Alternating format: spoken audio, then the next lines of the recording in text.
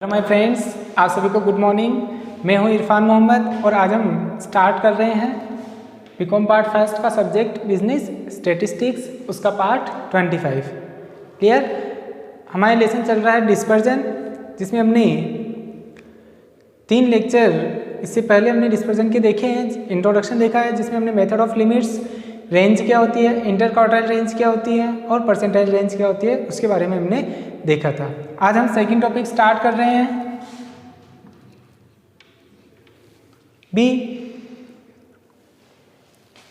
विचलनों का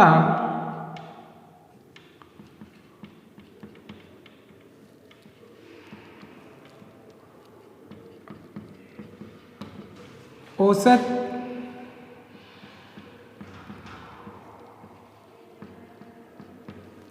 ज्ञात करने की विधियां।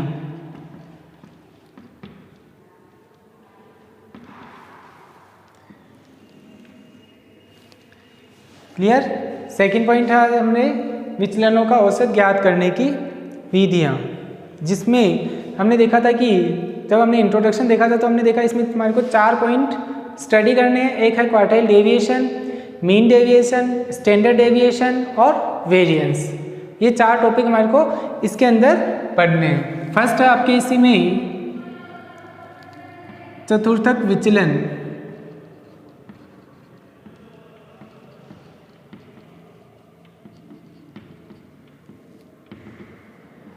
जिसको हम बोलते हैं क्वार्टाइल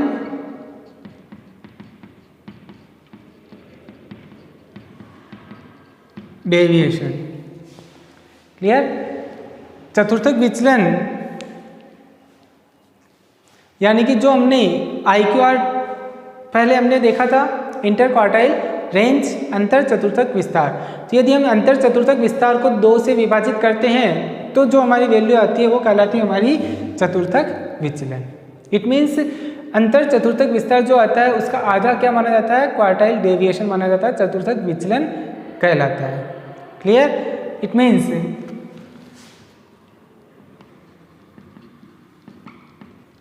अंतर चतुर्थक विस्तार को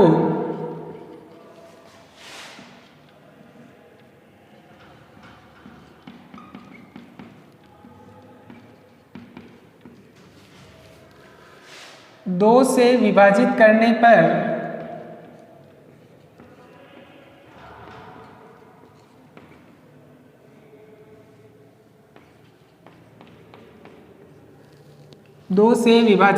पर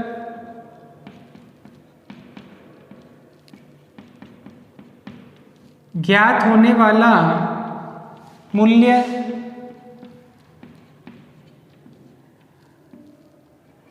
चतुर्थक विचलन कहलाता है।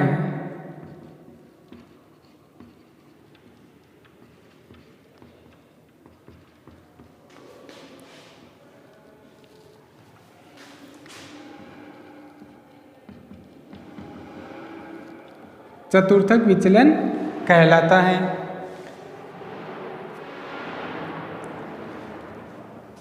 तथा इसका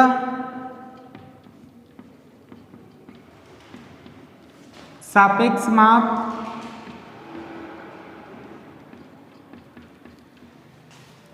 चतुर्थक विचलन गुणांक कहलाता है।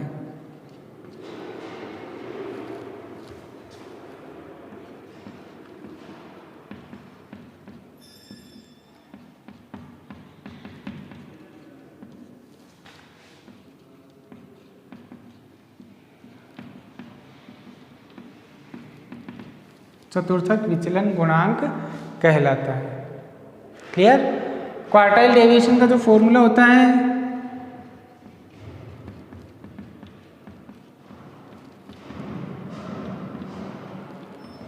Quartile deviation is equal to Q3 minus Q1 divided by 2। Clear. और कोफिशिएंट ऑफ क्वार्टाइल डेविएशन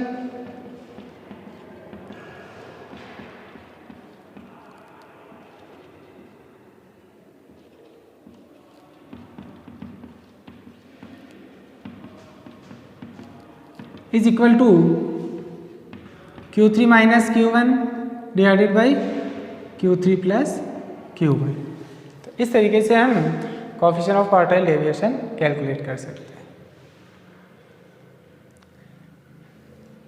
किसी किसी क्वेश्चन में मेजर ऑफ डिस्पर्जन के बारे में भी कहा जाता है, तो उस केस में भी हमारे को क्या निकालना होता है, क्वार्टाइल डेविएशन निकालना होता है। क्लियर? इट मीन्स अपकिरण को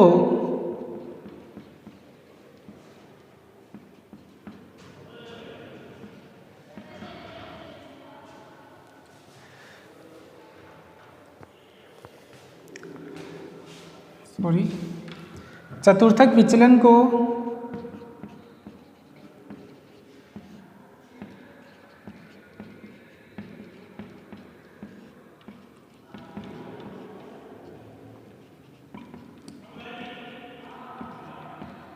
अपकिरण का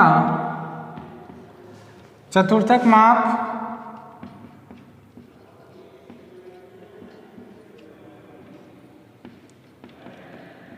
एवं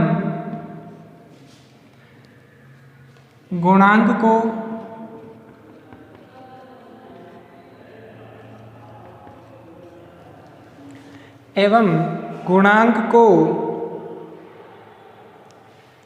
अपकिरण का चतुर्थक गुणक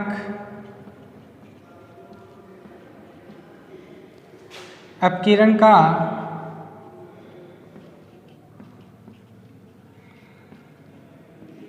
चतुर्थक गुणक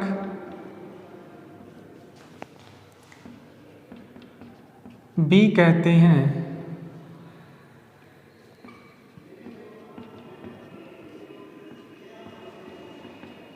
क्लियर? कि यानी कि अगर हमारे को चतुर्थक माप फाइंड आउट करने के लिए कहा जाता है तो भी क्वार्टाइल डेविएशन निकालना है, या अपकिरण का चतुर्थक गुणांक अगर हमारे को फाइंड आउट करने के लिए कहा जाता है तो उस केस में कोएफिशिएंट ऑफ क्वार्टाइल डेविएशन हमारे को फाइंड आउट करना होगा। क्लियर? ये था आपके फर्स्ट चतुर्थक विचलन क्वार्टाइल डेविएशन। नेक्स्ट आता है इसी में आपके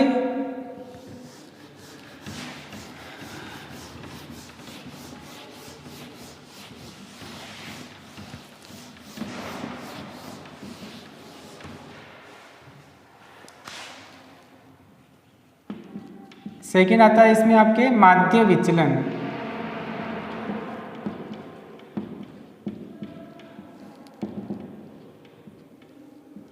मीन डेविएशन।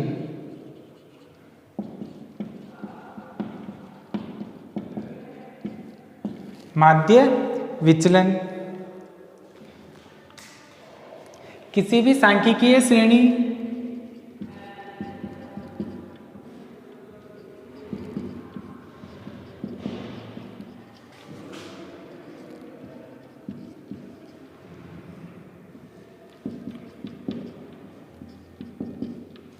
किसी भी सांख्यिकीय श्रेणी के माध्य से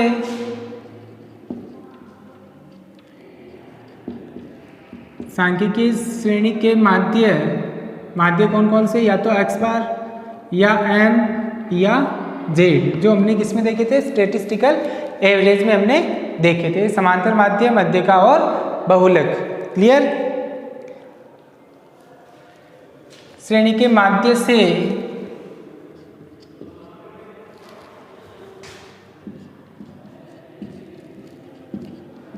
लिए गए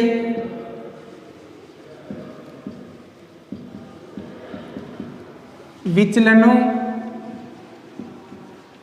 का औसत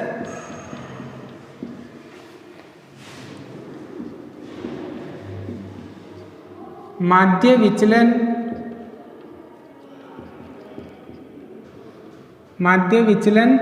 कहलाता है।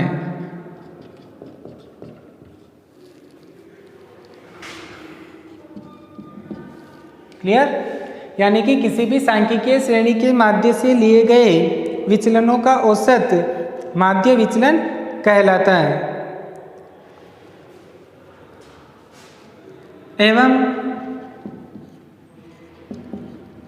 दो श्रेणियों की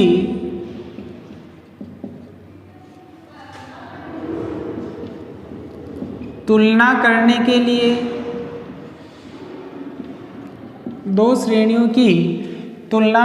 के लिए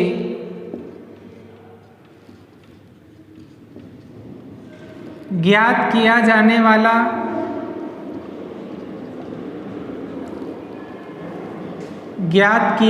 वाला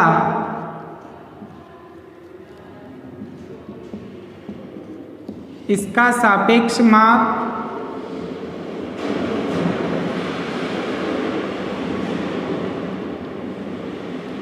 माध्य विचलन गुणांक कहलाता है।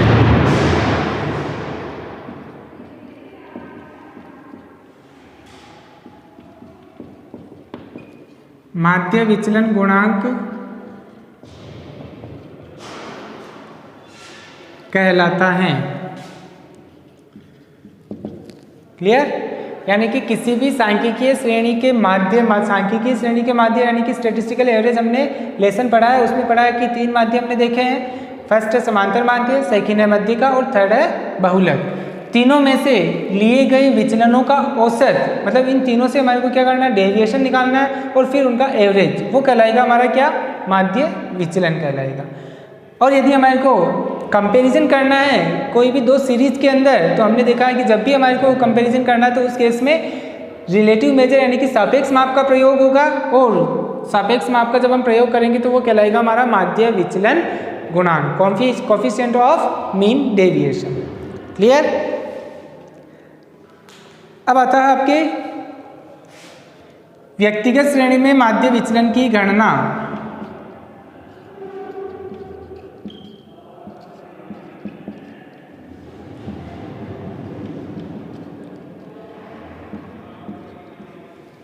व्यक्तिगत श्रेणी में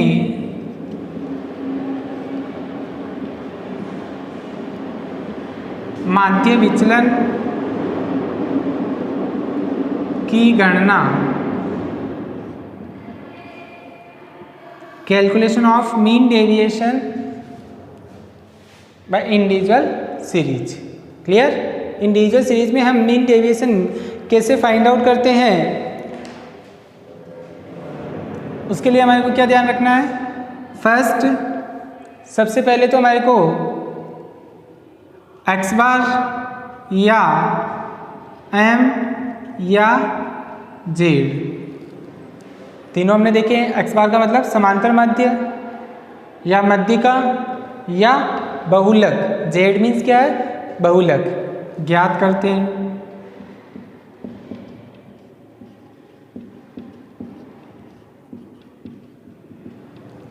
क्लियर? पहले तो या तो आपको x बार फाइंड आउट करना है या मध्यिका, तीनों में से एक, ऐसा नहीं कि तीनों फाइंड आउट करने हैं, तीनों में से एक आपको कैलकुलेट करना होगा। क्लियर? उसके बाद में सेकंड आएगा आपके, जो x की वैल्यू दी हुई होगी उस x की वैल्यू में से हमारे को या तो x बार माइनस करना है, या x की वैल्यू में से m अगर हम लेते हैं तो m माइनस करना है, या x की वैल्यू में से z अगर हम लेते हैं तो z माइनस करना है। तीनों में से एक, जो भी आप लेते हैं, x बार लेते हैं तो x माइनस x बार यूज में लेना है, मीडियन लेते हैं तो x माइनस m यूज में लेना है, और z अगर लेते हैं तो x माइनस z हमारे को यूज में लेना है। क्लियर? घटाकर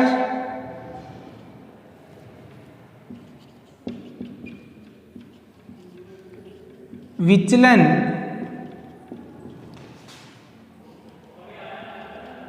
मोल्ट dx बार मोल्ट, ये जो 2 लाइनें होती हैं इनको हम क्या कहते हैं, मोल्ट। क्लियर?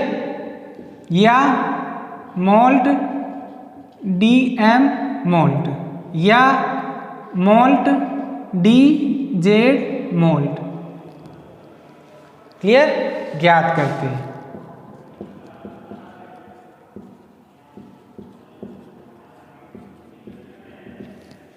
तीनों में से एक, अगर x बार लेते हैं तो x माइनस x बार अगर आप घटाएंगे तो विचलन क्या आएगा, उसको डिनोट करेंगे मोल्ट dx बार मोल्ट। मीडियन लेते हैं तो जो x माइनस m आप माइनस करोगे, उसके बाद जो इसको डिनोट करोगे मोल्ट dm मोल्ट। z अगर लेंगे तो x माइनस z करोगे, उसको डिनोट करेंगे हम किससे, मोल्ट dz मोल्ट से। क्लियर? नंबर 3, प्लस माइनस का ध्यान, प्लस या माइनस का ध्यान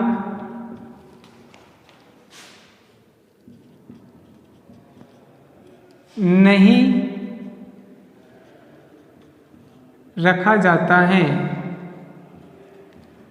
यानी कि मीन डेविएशन जब भी हमारे को निकालना है तो जो आप x माइनस एक्स बार माइनस करोगे या x में से m माइनस करोगे या x में से z माइनस करोगे तो जो भी वैल्यू आएगी वो किस में आएगी, प्लस में। यानी कि कोई वैल्यू माइनस में भी आ रही तो उसको हमारे को किस में दिखाना है, प्लस में। इट मीन्स प्लस माइनस का ध्यान नहीं रखना, उसमें जो भी वैल्यू आएगी वो सभी वैल्यू किस में आएगी, प्लस में आएगी। क्यों, मोल्ट लगा रहे हैं हम, ये जो दो लाइन जो हम लगाते हैं उसको क्या बोलते हैं, मोल्ट। मोल्ट लगा रहे हैं तो हमारे को प्लस माइनस का ध्यान नहीं रखना है, जो भी वैल्यू आएगी वो सारी वैल्यू किस में आएगी, प्लस में आएगी। क्लियर। तीनों चीजें, सबसे पहले समांतर माध्य या मध्यिका या बहुलक हमारे को ध्यान रखना है, ज्ञात करना है। फिर x में से या समांतर माध्य हमने लिया है तो समांतर माध्य माइनस करना है, मीडियन लिया है तो मीडियन माइनस करना है, बहुलक लिया है तो z माइनस करना है। जो आप माइनस करोगे उसको नोटेशन दे दोगे, विचलन आएगा उसको डेविएशन आएगा, उसको हमारे को नोटेशन देना होगा। x बार है तो मोल्ट dx बार मोल्ट या मोल्ट dm मोल्ट या moult dz moult. Plus minus का ध्यान नहीं रखना है।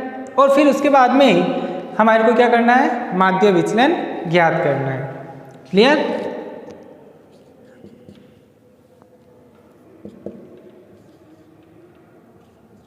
माध्य विचलन अगर समांतर माध्य से लिया है तो mean deviation is equal x bar is equal to mod D x bar summation mod D x bar mod divided by n. अगर समांतर माध्य लिया है तो ये वाला फॉर्मूला लगाना हमारे को। सेकेंड, मध्यिका अगर हम यूज में लेते हैं तो उस केस में mean deviation is equal to, एक सेकेंड इसको ऊपर लिख देते हैं,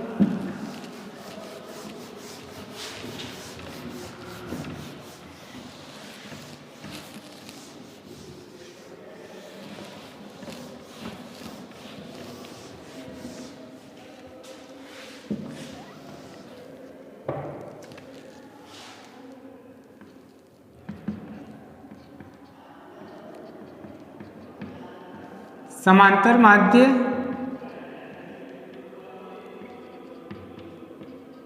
का प्रयोग करने पर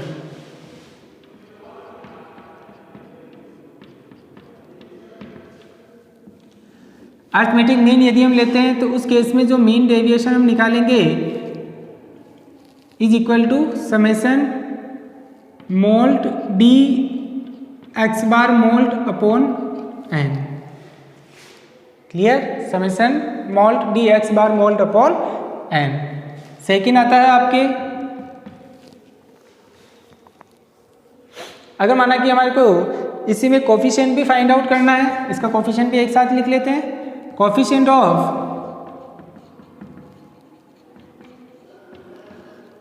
mean deviation is equal to mean deviation upon x बार।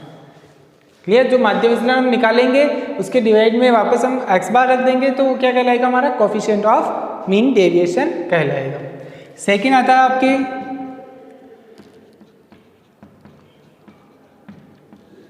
मध्यिका का प्रयोग करने पर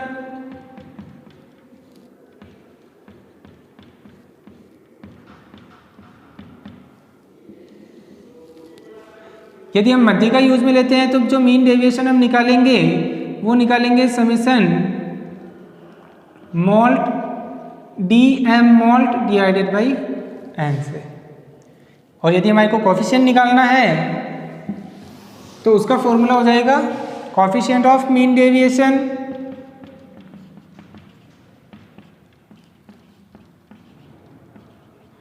is equal to mean deviation upon M median. Clear. Next हमारे को फाइंड आउट करना है, यदि हम बहुलक यूज में लेते हैं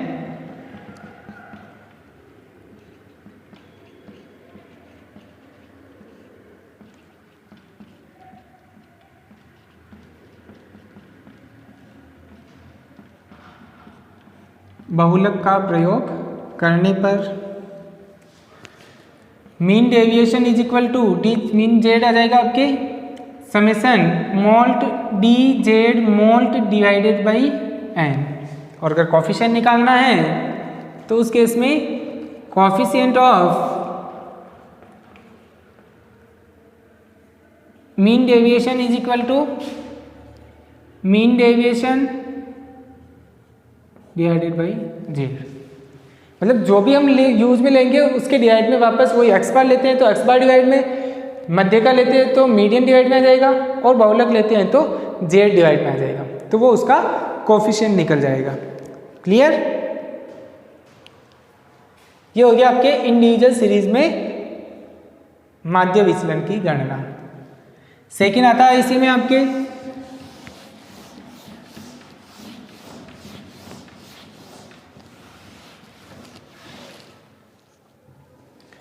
खंडित श्रेणी में माध्य विचलन की गणना।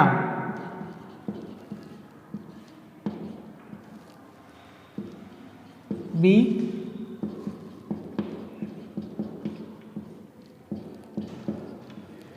खंडित श्रेणी में माध्य विचलन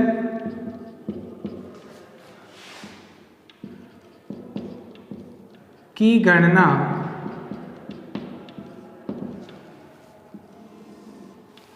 डिस्क्रीट सीरीज के अंदर हम माध्य विचलन कैसे फाइंड आउट करेंगे?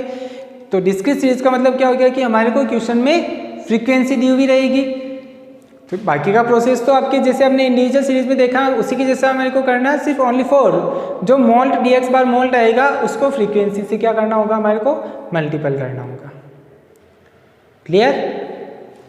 तो यानी कि x और f ये दोनों हमारे को क्वेश्चन में दिए हुए रहेंगे। क्लियर? फिर आपको क्या निकालना होगा, डेविएशन निकालना होगा। उस डेविएशन को आप मध्यका से सॉरी समांतर माध्य से निकालते हैं तो x माइनस एक्स बार, उसको नाम दे दोगे moult D x bar moult. Clear? अगर मध्यका से निकालते हैं या तो moult D x bar moult आ जाएगा या मोल्ट डी एम मोल्ट आ जाएगा या मोल्ट डी जेड मोल्ट आ जाएगा, तीनों में से एक। और ये कैसे निकालते हैं, एक्स बार लेंगे तो एक्स माइनस एक्स बार लेंगे तब तो moult D x bar moult आ जाएगा, मीडियन लेंगे तो मोल्ट डी एम मोल्ट आ जाएगा, जेड लेंगे तो मोल्ट डी जेड मोल्ट आ जाएगा। ये कॉलम बनने के बाद में एक कॉलम और हमारे को बनाना होगा, जो ये वैल्यू आएगी उसको हमारे को क्या करना होगा, फ्रीक्वेंसी से मल्टीपल करना होगा। क्लियर? तो एक कॉलम और आ जाएगा हमारा F mod D x bar mod या F mod D M mod या F mod D Z mod, तीनों में से एक। इसीलिए मैंने बीच में ऑब्लिक लगाया दोनों में, या तो एक्स बार लेते तो ये, मीडियन लेते तो ये और जेड लेते तो ये, तीनों में से एक ही हमारे को यूज में लेना है। क्लियर? फिर उसके बाद में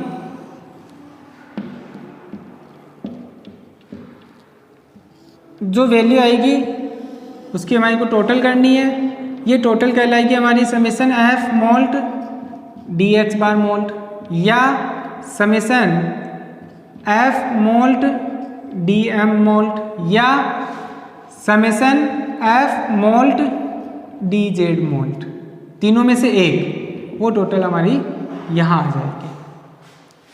क्लियर? और एन यानी कि जो फ्रीक्वेंसी है उसकी टोटल करनी है, फ्रीक्वेंसी की टोटल कहलाएगी हमारी N. Clear?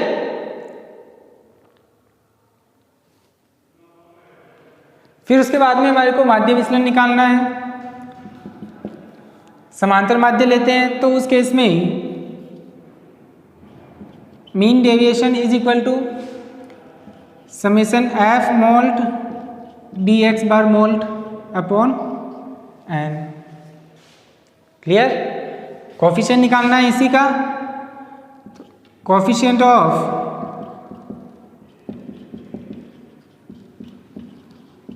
Mean deviation is equal to mean deviation upon x bar. Coefficient पहले जैसे हमने निकाला था वैसे ही निकलेगा। नेक्स्ट अब आपके यदि आप मध्यिका लेते हैं तो उस केस में summation f mod D M mod divided by N. और यदि आप बहुलक लेते हैं तो उस केस में mean deviation is equal to summation f mod D Z mod divided by n. एक ही मेथड ध्यान में रखते हैं ताकि उससे कैलकुलेशन करने में भी आपको आसानी होगी। क्लियर? बाकी ऐसे बहुत सारी मेथड है, हम एक ही मेथड हम यूज़ में लेते हैं ताकि कम से कम जो एक है वो तो हम अच्छा कर सकें। क्लियर? कोफिशिएंट निकालना माना कि इसी का, तो कोफिशिएंट जैसे हमने इंडिविजुअल सीरीज में देखा है वैसे हमारे को इसमें भी निकालना है। Coefficient of mean deviation is by median is equal to mean deviation by median upon median. उसी प्रकार coefficient of mean deviation by Z बहुलक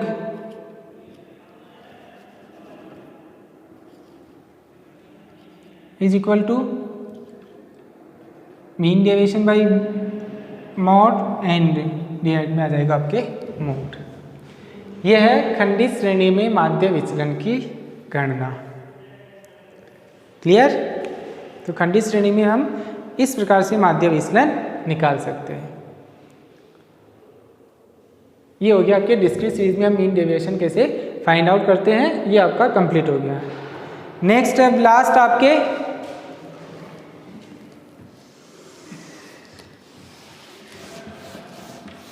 जब हम और क्वेश्चंस करेंगे तो आपको ज़्यादा क्लियर हो जाएगा।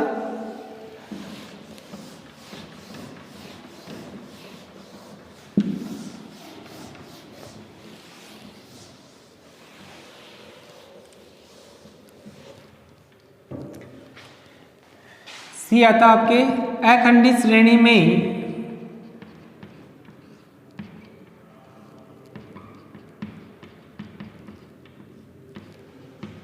अखंडित श्रेणी में माध्य विचलन की गणना, अखंडित श्रेणी में माध्य विचलन की गणना।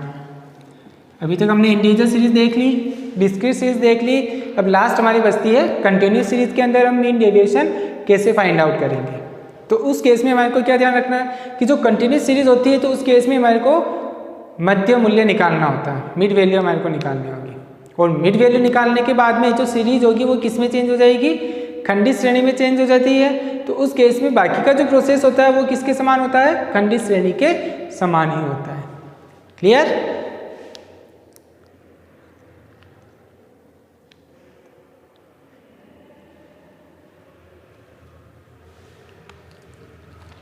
इस श्रेणी के अंतर्गत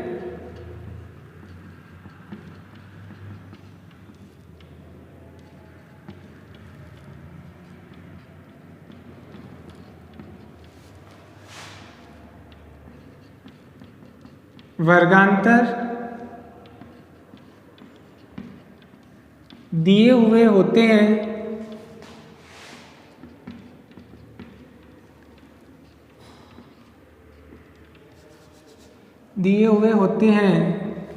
जिसमें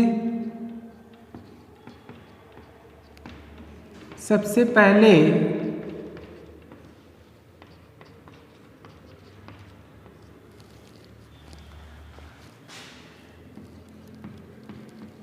उन वर्गांतर का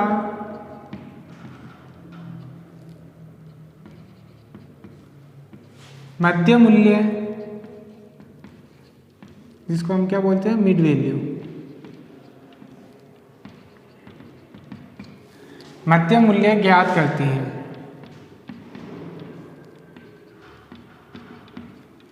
मध्य मूल्य ज्ञात करते हैं।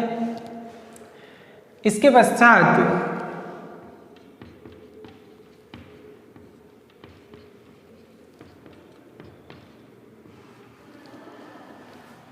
वह श्रेणी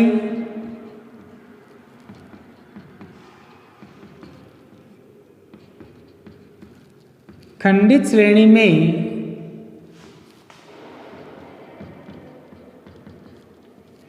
खंडित श्रेणी में परिवर्तित हो जाती हैं, अतः शेष प्रक्रिया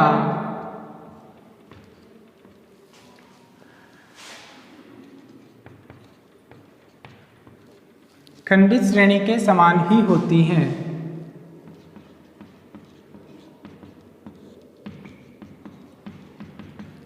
खंडित श्रेणी के समान ही होती हैं।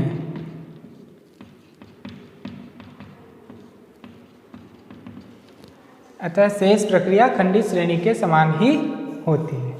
क्लियर? मतलब हमारे को जो क्लास दी हुई होगी उस क्लास की हमारे को क्या निकालनी होगी? Mid value. ये जो प्रोसेस है ये माध्य विचलन का है। हमने क्या लिखा है? अखंडित श्रेणी में माध्य विचलन की गणना। इट मीन्स यदि आप समांतर माध्य, मध्यिका या बहुलक जो आप फाइंड आउट करोगे वो तो हमने जैसे पहले पढ़ा वैसे ही निकालना है कि अगर क्लास इंटरवल हमारे को दी हुई है और फ्रीक्वेंसी दी हुई है उस केस में हम arithmetic mean, mod and median कैसे फाइंड आउट करते हैं वो तो हमारे को पहले जैसे ही करना है। मगर माध्य विचलन की बात आती है तो उस केस में हमारे को क्या करना होगा? उसके आगे का जो प्रोसेस होगा वो ये वाला होगा। क्लियर? मतलब कि हमारे को सबसे पहले जो क्लास होगी उसकी मिड वैल्यू निकालनी होगी और मिड वैल्यू फाइंड आउट करने के बाद में वो जो सीरीज है वो आपकी किस में चेंज हो जाएगी? डिस्क्रीट सीरीज में चेंज हो जाएगी। और बाकी का जो प्रोसेस रहेगा जो हमने इससे पहले डिस्क्रीट सीरीज में देखा था वही डिस्क्रीट सीरीज का प्रोसेस हमारे को क्या करना होगा? फॉलो करना होगा। क्लियर? फॉर्मूले भी वही रहेंगे, पूरा प्रोसेस वही रहेगा, उसमें कोई भी चेंजेस नहीं है। क्लियर? जैसे एग्जाम्पल के तौर पर अगर हम समझे x और f हमारे को दिया हुआ है। x में 0 से 10, 10 से 20, 20 से 30 और उसकी फ्रीक्वेंसी दी हुई है माना कि 2, 4 और 7। अब अगर माना कि इस क्वेश्चंस को हमारे को करना है तो सबसे पहले अगर हम समांतर माध्य प्रयोग में लेते हैं तो समांतर माध्य हमने पहले स्टैटिस्टिकल एवरेज में हमने देखा है कि समांतर माध्य हम कैसे फाइंड आउट करते हैं। या मध्यिका लेते हैं तो उस केस में हमने देखा है कि मध्यिका कैसे हम फाइंड आउट करते हैं। और यदि हम बहुलक लेते हैं तो उस केस में हमने देखा है कि बहुलक हम कैसे फाइंड आउट करते हैं। पहले वाला जो प्रोसेस है वो तो सेम रहेगा, उसके बाद यानी कि जो माध्य विचलन हम निकालेंगे उसके लिए प्रोसेस क्या हो जाएगा? जैसे आपने समांतर माध्य, मध्यिका या बहुलक जैसे आपने पहले फाइंड आउट किया था, पहले आपने कैसे फाइंड आउट किया कि अगर मध्यिका निकालनी है तो उस केस में CF का कॉलम बनाना होगा हमारे को, और समांतर माध्य निकालना है तो उस केस में मिड वैल्यू हमारे को वैसे ही निकालनी होगी। क्लियर? समांतर माध्य निकालना है तो उस केस में मिड वैल्यू हमारे को निकालनी होती है। फिर मिड वैल्यू से हम क्या करते हैं? dx और dx डैश हम निकालते हैं, फिर उसको फ्रीक्वेंसी से मल्टीपल करके f dx डैश का कॉलम हम बनाते हैं। मध्यिका से निकालते हैं तब तो हमारे को ये सारा काम करना ही नहीं है, आगे कॉलम नहीं बनाने। बहुलक से निकालते हैं तब तो CF भी नहीं बनानी है, हमारे को इन दो वाले कॉलम को यूज़ में लेना है। समांतर माध्य से निकालते हैं तो फिर ये वाले कॉलम बन जाएंगे आपके। यहाँ तक का जो प्रोसेस है वो तो आपका जो पहले वाला प्रोसेस था वो ही रहेगा, उसमें कोई भी चेंजेस नहीं होगा। यहाँ से अगर हमारे को माध्य विचलन निकालना है तो उस केस में यहाँ तक तो आपने क्या निकाला था? समांतर माध्य। अब माध्य विचलन निकालना है तो हमने देखा है कि जो समांतर माध्य आएगा x में से, x का मतलब जो ये मिड वैल्यू आएगी उसको हम किससे डिनोट करेंगे? x से। इसके बाद क्या प्रोसेस आएगा? अगर समांतर माध्य लेते हैं तो x में से x बार हमारे को माइनस करना है। क्लियर? जिसको हम क्या नाम देंगे? मोल्ट d x बार मोल्ट। क्लियर? अगर हम मीडियन लेंगे तो x माइनस m आ जाएगा। अगर हम बहुलक लेंगे तो x माइनस z आ जाएगा और यहाँ x बार की जगह m आ जाएगा या z आ जाएगा। क्लियर? फिर उसके बाद में एक कॉलम और बनेगा जो ये f मोल्ट dx बार मोल्ट आएगा, सॉरी मोल्ट dx बार मोल्ट आएगा, उसको हमारे को क्या करना होगा? जो फ्रीक्वेंसी दी हुई होगी उस फ्रीक्वेंसी से हमारे को मल्टीपल करना होगा। क्लियर? तो मल्टीपल करने के बाद में या तो f मोल्ट dx बार मोल्ट या f मोल्ट dm मोल्ट या f मोल्ट dz मोल्ट, जैसे हमने डिस्क्रीट सीरीज में देखे थे, जो कॉलम हमने डिस्क्रीट सीरीज में देखे थे वो सारे कॉलम वापस इसके आगे बन जाएंगे। क्लियर? और फिर उसके बाद में इसकी हमारे को टोटल करनी है और जो फॉर्मूले हमने देखे हैं वही फॉर्मूले हमारे को क्या करने होंगे, यूज में लेने होंगे। इस तरीके से हमारे को क्या करना होगा, अखंडित श्रेणी में माध्य विचलन कैलकुलेट करना होगा। यहाँ तक का प्रोसेस पहले जैसे हमने फाइंड आउट किया था स्टैटिस्टिकल एवरेज के अंदर मीन, मीडियन और मोड, वैसा ही रहेगा। इसके आगे का प्रोसेस उसमें 2 कॉलम आपके और बढ़ जाएंगे।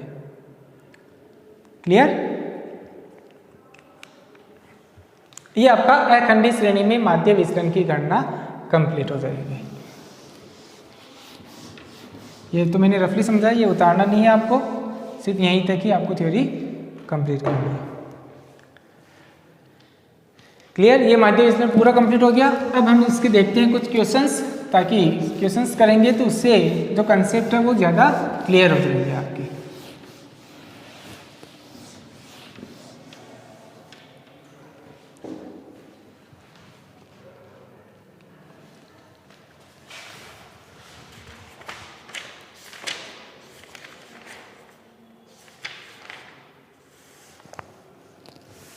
एक नोट और लिख लो आप,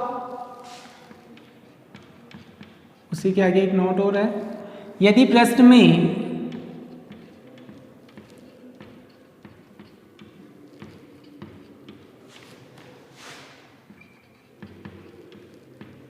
कोई भी सूचना नहीं है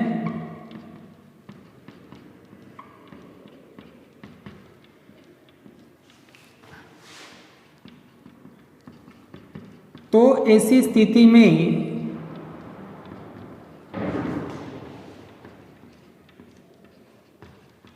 माध्य विचलन, तो ऐसी स्थिति में माध्य विचलन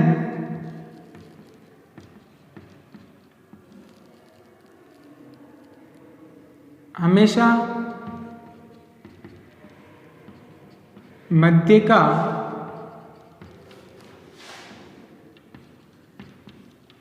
प्रयोग करके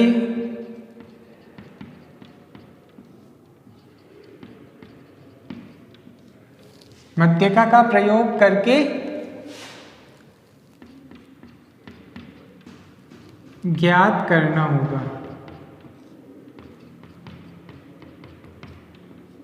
यानी कि अगर क्वेश्चन में कोई भी इंफॉर्मेशन नहीं है कि जो हमारे को मीन डेविएशन माध्य विचलन कैलकुलेट करना है वो किससे करना है, समांतर माध्य से करना है, मध्यका से करना है या बहुलक से करना है, इसके बारे में कोई भी इंफॉर्मेशन नहीं है, तो हमेशा क्या ध्यान रखना कि मध्यका का हमारे को प्रयोग करके ही माध्य विचलन निकालना है। कोई भी इंफॉर्मेशन नहीं है तो मीडियन यूज में लेकर के हमारे को क्वेश्चन को सॉल्व करना होगा। क्लियर?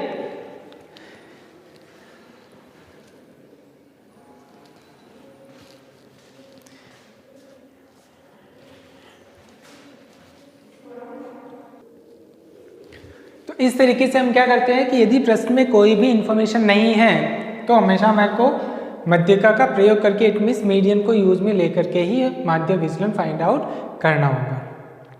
क्लियर?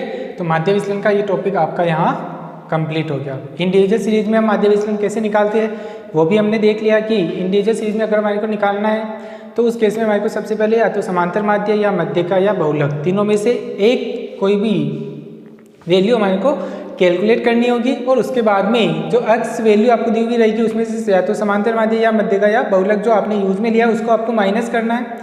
तो जो वैल्यू आएगी उसको हम डिनोट करेंगे मोल डी एक्स बार मोल या एम मोल या जेड मोल से। और उसके बाद में जो हमने फॉर्मूला देखा है उस फॉर्मूले को यूज में लेकर के हमारे को माध्य विचलन निकालना होगा। खंडित श्रेणी के अंदर फ्रीक्वेंसी आ जाती है तो जो कॉलम हमने इंडिविजुअल सीरीज में बनाया था उसको फ्रीक्वेंसी से मल्टीपल कर देंगे। उसके बाद में जो फॉर्मूले हमने खंडित श्रेणी में देखे उसको यूज में लेकर के हम माध्य विचलन कैलकुलेट कर सकते हैं। और अखंडित श्रेणी है तो उस केस में हमारे को मिड वैल्यू फाइंड आउट करनी है। मिड वैल्यू अगर हम फाइंड आउट कर लेते हैं तो उस केस में वो जो सीरीज होगी वो किस में चेंज हो जाती है, खंडित श्रेणी में चेंज हो जाती है। और बाकी का जो प्रोसेस रहेगा जो हमने खंडित श्रेणी में पढ़ा था सेम एज इट इज वही प्रोसेस रहेगा। क्लियर? तो इस तरीके से आपका जो माध्य विचलन है तीनों सीरीज में हो गया, इंडिविजुअल सीरीज में भी हो गया, खंडित श्रेणी इट मीन्स डिस्क्रीट सीरीज में भी हो गया, अखंडित श्रेणी इट मीन्स कंटिन्यूस सीरीज में भी आपका ये कंप्लीट हो गया। अब हम जो इसकी क्वेश्चंस देखेंगे वो हम देखेंगे इसके बाद वाले लेक्चर के अंदर। आज के लिए इतना ही। Okay, thank you.